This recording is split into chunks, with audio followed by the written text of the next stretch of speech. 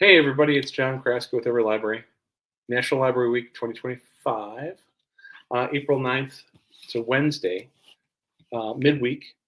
What we're trying to do with National Library Week this year is lift up nonfiction writers, nonfiction authors, have a conversation about the role of that nonfiction conversation, whether it's memoir or biography, cookbooks, history. We're talking about a lot of, we're going to be interviewing someone later on this week who wrote a biography about phosphorus, the mineral. We want to be able to have a conversation that's not just about literature. I love literature. Everybody loves fiction, literary fiction, rom-coms, all that kind of good stuff, genres, mystery, history, or mystery. I want to do nonfiction, and I'm thrilled to be able to do that tonight. I'm also really thrilled to be able to talk with you all about some big things that are happening in America.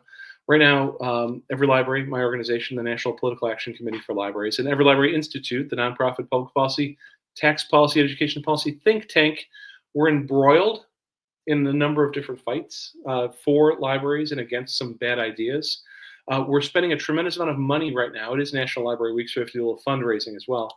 We're spending a tremendous amount of money trying to break through the noise and get people who care at the zip code level, at the state level, and across the country involved in the fight for libraries. And the fight for libraries means things that we've done recently, like to support the Fairhope Library in Alabama, where their funding's been cut because they won't remove some of the controversial bills. The work that we've done as recently as today, April 9th, we just heard from Arkansas, that they've been able to stop a bill that would have closed the state library. We've been in the trenches with them. And the fight that's going on right now around the Institute of Museum and Library Services and the continuity of that organization in the face of an executive order from President Trump that would eliminate it. Everylibrary.org/rapid. We're trying to do a little bit of money in the tank to be able to fight the next round. All right, that's my commercial. Let me bring in our authors for this wonderful nonfiction week. I've got Leslie and Tammy from the American Bar Association. Now, folks, this is a real thrill for me because when we talk about nonfiction, we think maybe the big five, we think about indie publishers, but I've not before been engaged with a book that's for kids and for families from a professional organization with the dignity and purpose and stature of the American Bar Association, and yet here we are tonight to have a big chat about their process, the reasoning behind doing the book, the enjoyment I hope that they had with it. I want to tell this story about Mazie. But let me start with their stories and their official biographies. Leslie Ann Hayashi is a retired judge, award-winning author, and educator. She is the creator of Many Faces of the Law series from ABA Publishing and author of Mazie's Amazing Journey, a new picture book that introduces young readers to U.S. Senator Mazie Hirono's remarkable life. And Tammy Yee is the illustrator of Mazie's Amazing Journey and the author or illustrator of over 40 children's books. A celebrated artist and a 2020 inductee into the Children's Literature of Hawaii Hall of Fame, Tammy brings vibrant life to the stories of Hawaii and beyond. Thank you both for being here today. Our pleasure. No, it's really fantastic. And I keep stumbling over Mazie's Amazing Journey. I keep almost saying Mazie's American Journey. That's fundamentally what it is. That's right. That's right. Because she was born in Japan and then she came to Hawaii. Yeah. And started her life as an immigrant. Can you take our watchers, our listeners through a little bit about what the book is about? It's a biography, but it's a children's biography.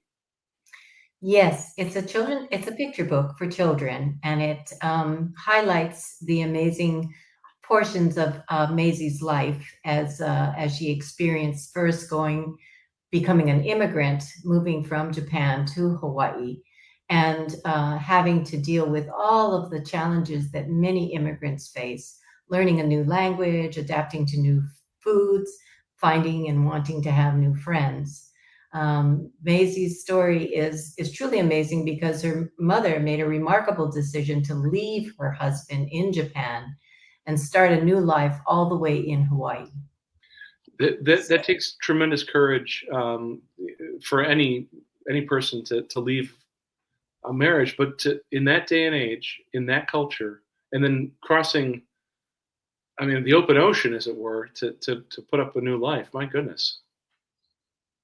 So this book is published by the American Bar Association, as I mentioned before. Let me put up the link to shop aba.org, because this book is a good one for libraries, for families. It's a broad story, I think, that has a lot of application, especially today. But ABA is not necessarily known for children's publishing. It's expert resources by and for the legal profession. Public education initiatives, though, I guess is where this intersection point is. Is this a new series?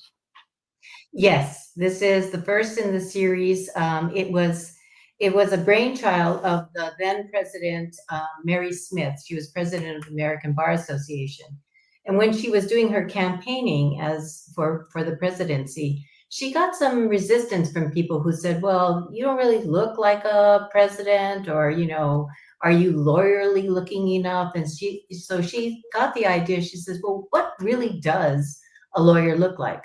I mean, we need to let people know that lawyers do many things. They not only practice law, but they become judges, they become politicians.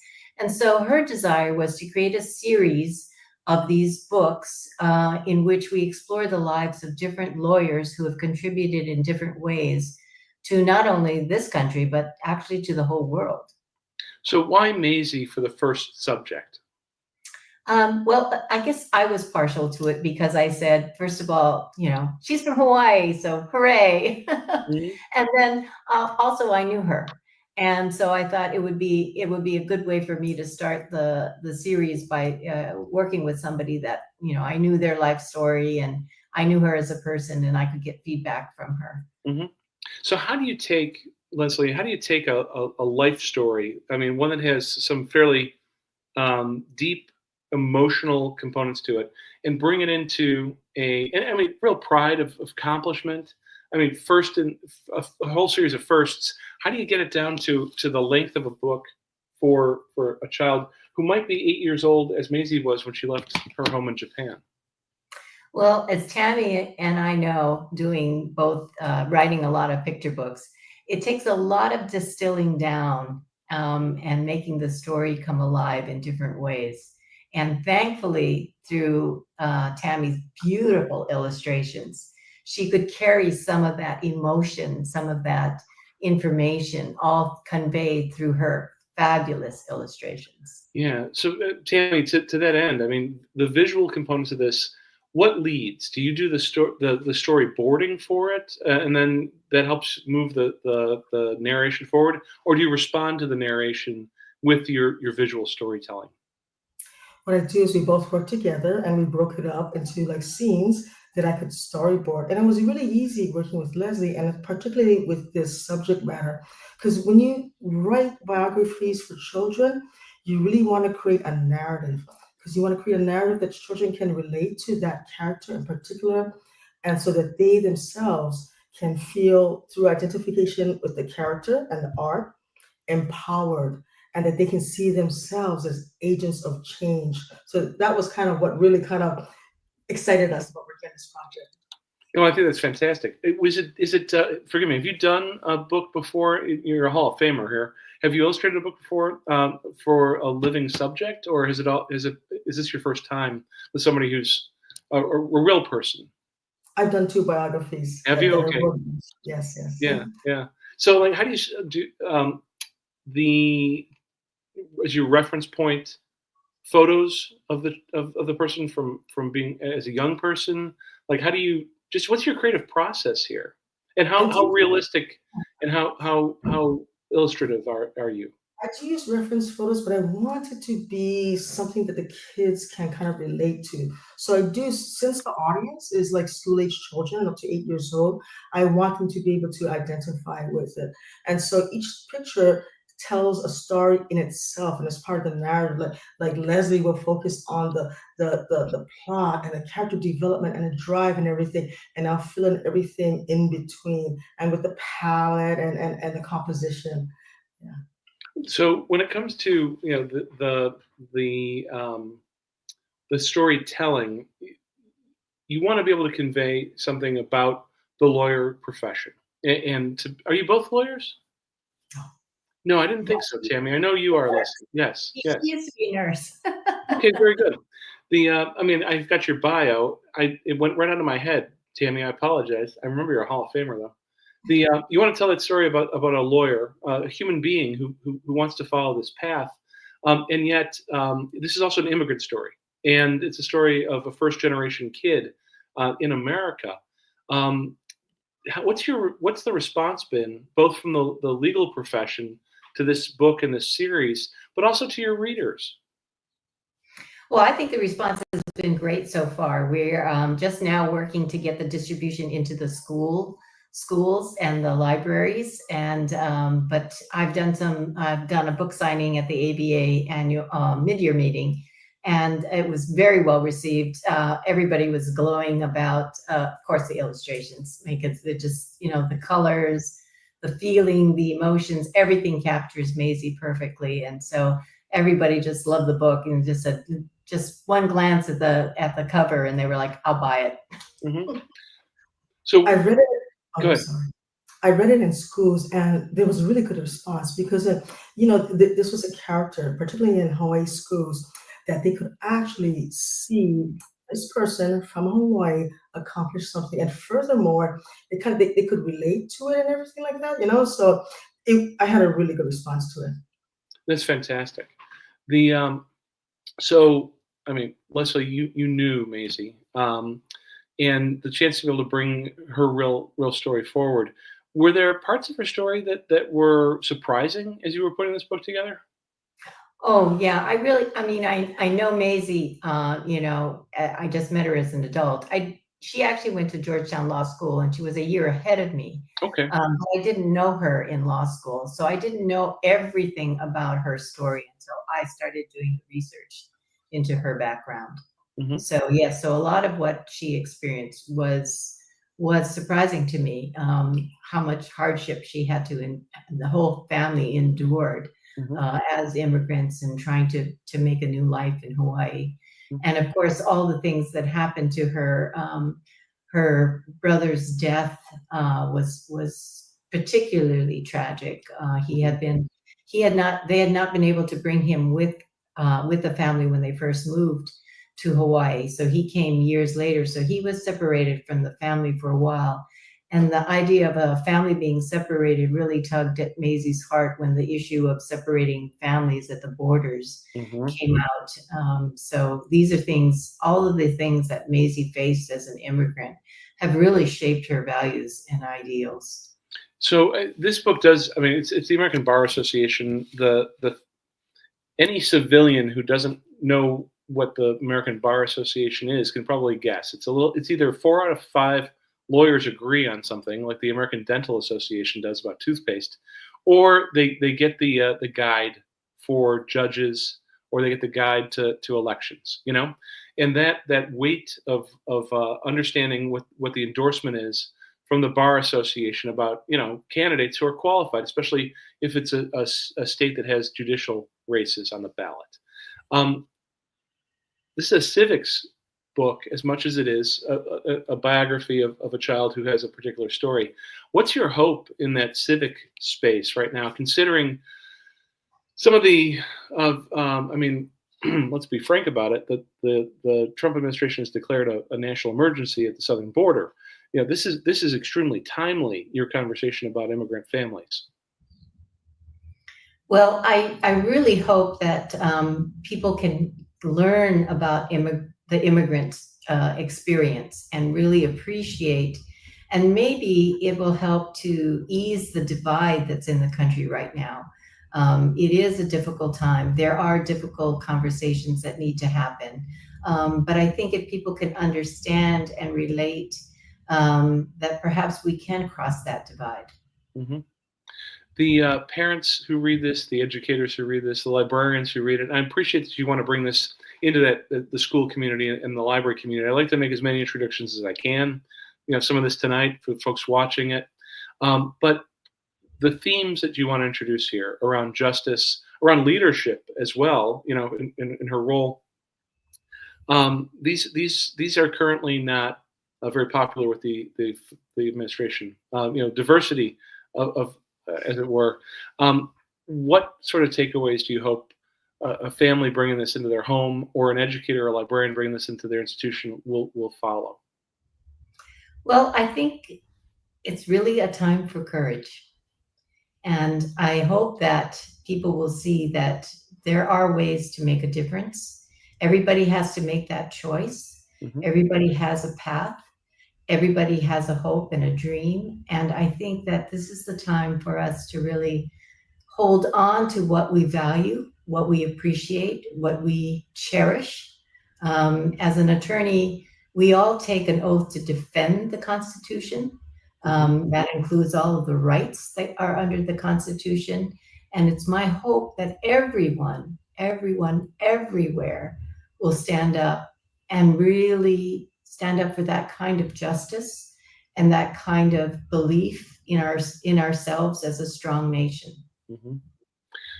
That's a very interesting point. As you were saying about taking the oath as a lawyer, as a yeah, of course you did. So I took an oath when I was on the board for my local library. I was on there. I had to uphold the Constitution of the state of Illinois. As an official in the state, and I took that pretty damn seriously.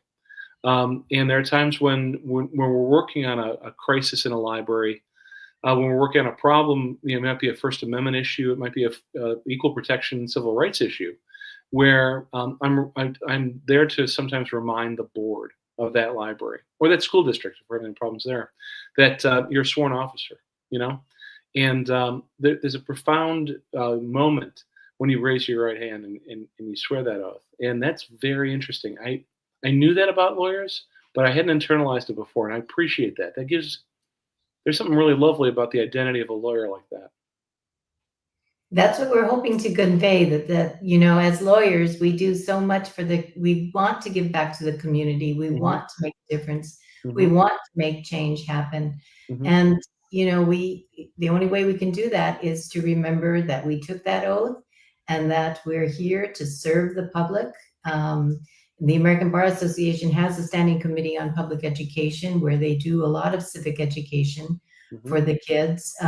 They have academies where the students can go to DC for a week or 2 weeks and see all of the workings of the government. But everybody needs to do their part in this. Mhm. I know there's a sense of frustration and maybe feeling helpless, but I think that if we can find one little thing that we can do, I think that will help all of us as we work together through this challenging times. I agree. I agree. Tammy, I want to talk to you a little bit more about the illustrations and the storytelling here. I know that from reading your biography that you do spend a lot of time on Hawaiian themes and place. There's definitely a placemaking that you did with this as well. I mean, um, you're in the Hawaii Illustrator Hall of Fame. It's more than just the fact that she lived there. You seem to love to draw and paint in this space of yours. I mean, I'm in suburban Chicago. I've never been to your neck of the woods. Tell me a little bit about that. I think it's just important through the pictures to go beyond the words and to show, especially connection between characters and everything. And as particularly if you're talking about a biography, showing the characters in the context of not just time and space, but culturally too. And so that was really, really important to me, especially the scene where um, her younger sister dies, and they're sitting there, in front of the shrine and Right. everything like that. How to convey such a delicate scene, and the way I did it was just by the subtle expressions on her face, where their eyes were gazing, the small little things like the dolls and everything, and the photo of the daughter. Yeah, and it's just pouring your heart into it, and Mhm. making it come alive. It was very poignant. So, what is next for the series for the two of you? Are you both engaged in the next books? Yeah, we're working on it, and we just hope to get the contract. We're finalizing a manuscript on the story of Steve Zack. He was president of the American Bar Association, but his story is a very dramatic one. He grew up in Cuba and experienced the fall of everything that they had known. They had a very, very, very lovely life. They were very successful. His grandfather had immigrated from an area that's now Ukraine. He had wanted to escape having to fight in the war, but he ended up in Cuba because the rules had changed. And so he started from nothing, selling ice cream, selling ties, and then eventually became very successul and had many factories. And so they would spend their summers in Detroit because Steve's mother had met an American while she was studying in college in Detroit, and they got married. And then they would spend their winters in Cuba, a very luxurious life. And then Fidel took over, and they were put under arrest. They tried to go to the airport to escape, but they were taken away and separated into small rooms. And during that time, Steve was about 12 or 14, somewhere around there. And he of course was terrified, but in a moment of clarity, he thought, this should never happen. If I became a lawyer, I would never let this happen. And that was his genesis for wanting to study. There was only one little trouble that Steve had at that time, is that school was boring, so he wasn't paying attention very much. He wasn't doing very well. But that moment of clarity just spurred him on. He graduated from college with honors, graduated from law school, became president of the American Bar Association, and started the Rule of Law Initiative, which is helping other countries protect their rights. So sounds like a fantastic subject, and another whole island to paint there, Tammy. Yeah. Cuba with its beautiful colors. Yes. It's just amazing how his story parallels what's happening today. It's so timely. It is, and those kinds of champions for individual rights, those kinds of champions for truth telling. I'm glad that you're there to help tell all of these stories. That's really fantastic. Okay, so we're at the point in our evening together where I need to ask you a little bit about National Library Week and the role of libraries or librarians in your lives. We have to sing for our supper here. It is a library show tonight. So, do you have a good library story? We haven't talked about this before, folks. We didn't even mention it in the green room. I'm a total surprise here. Well, I grew up in a library. I grew up in a very small town. We didn't have a permanent library. We only had a portable library, but that's where I lived. And where was that? This is called a small town called Wahiawa on the island of Oahu. Fantastic. Smack dab in the middle. Okay. Very rural. It was a plantation community. So, but I would spend all my hours, as much as I could, in the library.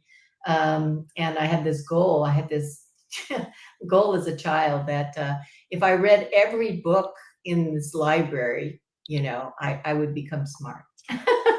Well, I mean, that didn't happen. I did read quite a few books, but I wouldn't sell yourself short. That's an extraordinary goal. I mean, they also do say that to be a writer, you should be a reader as well. Yes, absolutely, absolutely true. Yeah, absolutely. I love it. And sorry, was that a? I missed it. Was that a standalone library? Was it a public library? Was it a? Yes, it's a public library. Hawaii has a very unique library system.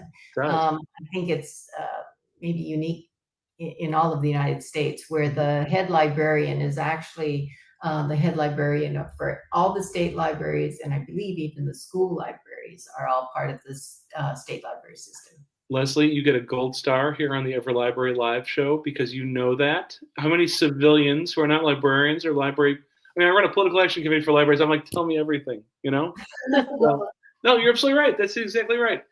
Hawaii and then Delaware has a Like it's the most funded outside of the state, and then there's other. I can tell you all about it, but that's great. Yeah. And our Mhm. head librarian, Stacy Aldrich, is amazing. Tammy and I have Yes, worked with her, put on different programs, Mhm. and she is so fabulous. I mean, you can actually take out an ukulele Yeah. from the Yeah. library. Yes. I mean, that was a staff suggestion, and Stacy said go with it. I mean, That's she's fantastic. fabulous. Yeah, no, I was texting with her just the other day. If you see her before I do again, tell her I said hi. So. Oh, do you know her? Oh yeah, that's it. Oh, It's a small world, you know. oh, great! Yeah. Oh, wonderful. Yeah, So, I well, mean, not to she, make it the Stacey Aldrich program, but she was in Pennsylvania, and then and before that she was in California. Thick as thieves. all right. And Tammy probably also grew up in a library. Yeah, Oh, Tim, what's yeah. your library or librarian story? Well, I grew up near in Kapahulu, which is near Waikiki, and when I was young, we didn't have a lot of money, and so I had hand-me-downs and everything, but my mother never skipped on books, so she enrolled me in a book of the month club, and we would always go to the Kapahulu library. So I would just spend the entire day in the children's section, nonfiction, fiction, picture books, and everything. While my mother kind of wandered off into the romance section. Oh, that's fantastic. She really instilled in me a love for reading, and it was magical because Leslie can relate to us. In Hawaii, a lot of us didn't travel abroad until we were much older. Mhm. So the library opened up the world to me because we had rock fever Oh, basically. yes, right. Yeah. Mhm. All I'm that. sorry, rock fever. Yes, we call it rock fever. We're stuck in islands. Oh my goodness, because you looked at her and said rock fever, and she said, "Of course." And I've never heard that before. My apologies. So I like that term. It's Yeah. vivid once I heard it. So Yeah. Mhm. So even when I had my two boys, that's what we did every Saturday, Mhm. library. And I Mhm. tell you, it was a blessing because they got to read and I got some peace and quiet. I hear you. I hear you. Well, reading is transport. It transports you. Reading is empathy. It builds empathy. Reading lets you meet people that you never would have met before, including Mazie and her wonderful story. It's nice to be able to share a little bit of this time with you. Talk about the craft of writing and collaborating and illustrating. The purpose of something like this to tell those particular stories from the American Bar Association's perspective and their mission, which I respect. But also thank you to be able to share Mazie with us today. Our pleasure. Absolutely. Okay, team, great to be with you. I'm going to put up the closing thing. We're going to do a traditional wave at the camera, and thank everybody for watching. And I'm going to see you in the green room. Don't leave me, okay? Take care, folks. See you soon.